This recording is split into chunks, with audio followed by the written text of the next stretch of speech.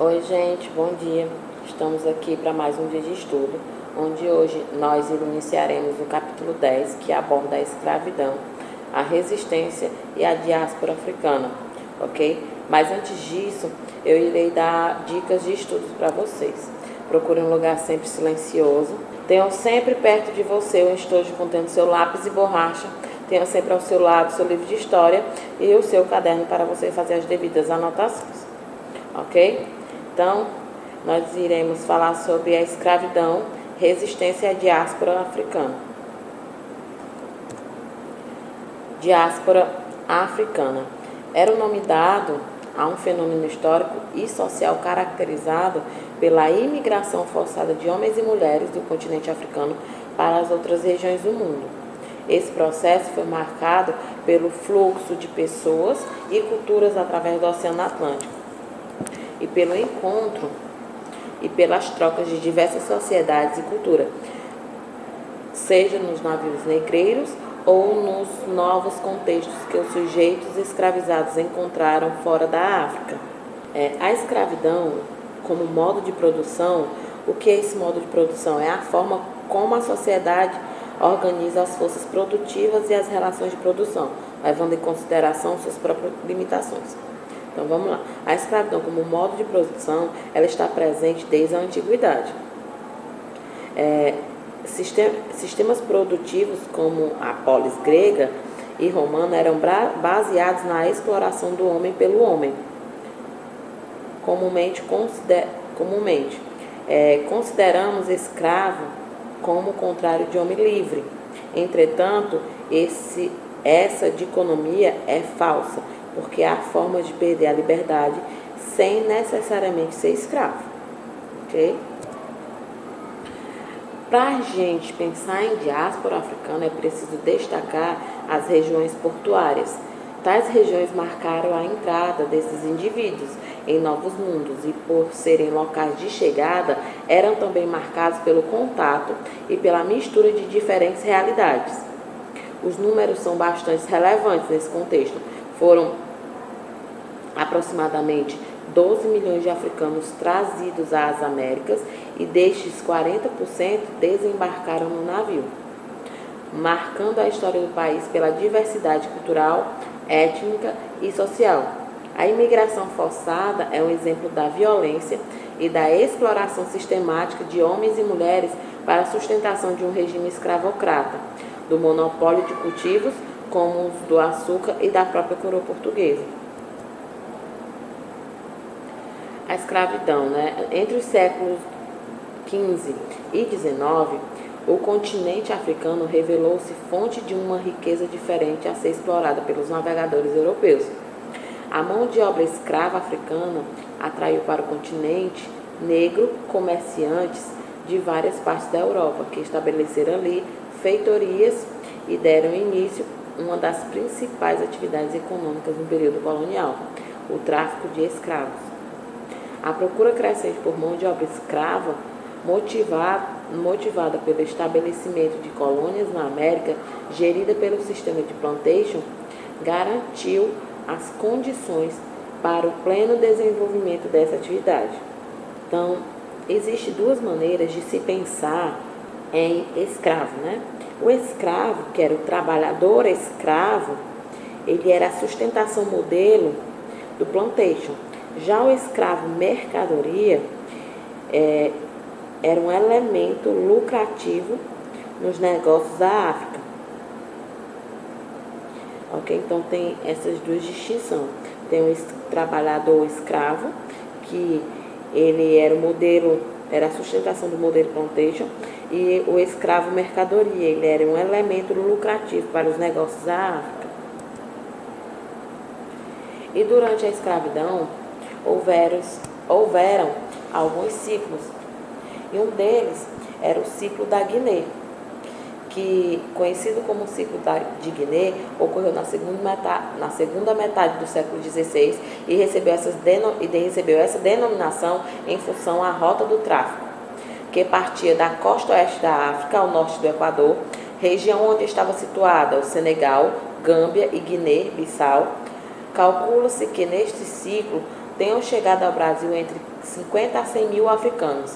Na Bahia, esse ciclo foi um pouco representativo. Ao ciclo do Guiné, seguiram-se ainda dedicados à exportação de peças da costa.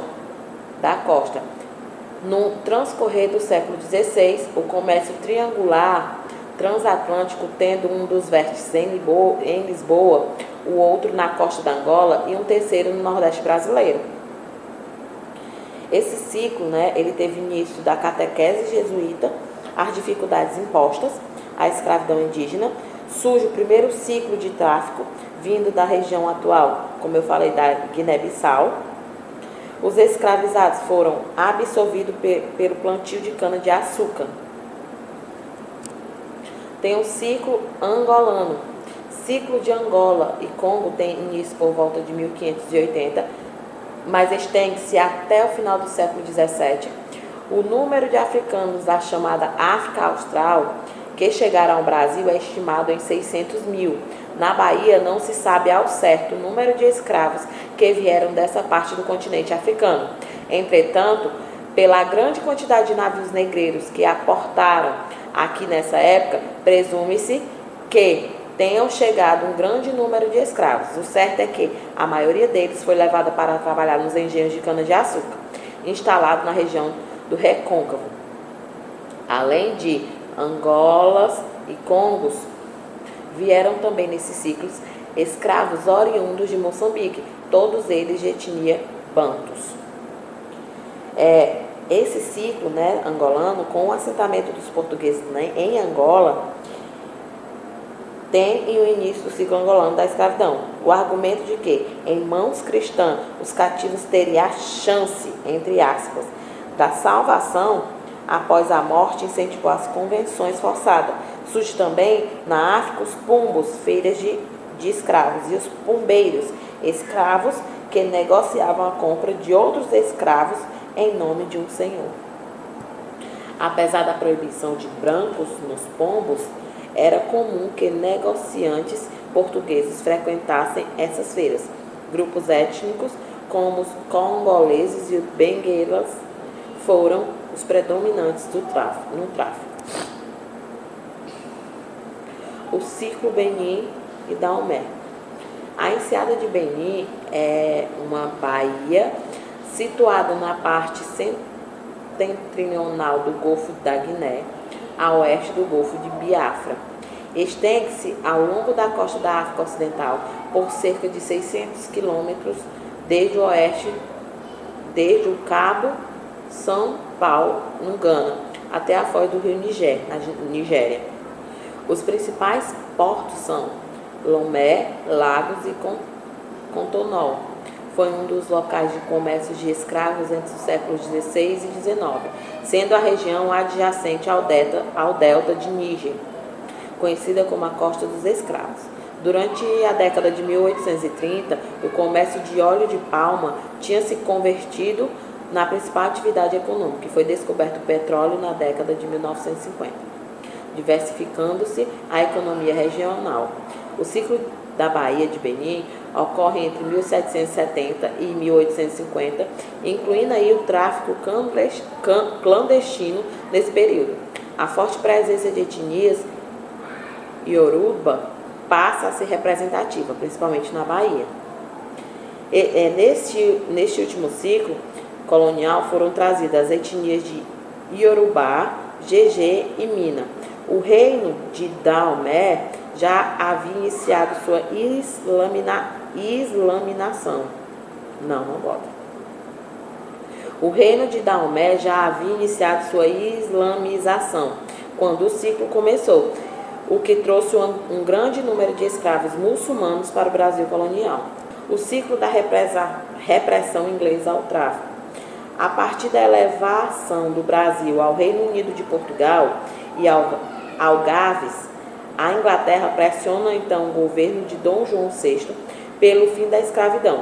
Essa pressão segue até a proibição oficial do tráfico internacional para o Brasil, em 1850, pela Lei Eusébio de Queiroz. Foi uma das atividades econômicas mais lucrativas também da época moderna, o tráfico de escravos oriundos da África. conheceu a sua expansão inicial entre os séculos XV e XVI, alimentando-se de prisioneiros das guerras que assolavam os reinos africanos. A procura por escravo aumentou com a expansão colonial baseada no sistema de plantation, dominante nas Américas, embora não exclusivo, em especial central e do sul, resultando no chamado comércio triangular, em que a África, Europa e América integravam-se em um sistema de comercialização de diferentes tipos de riquezas.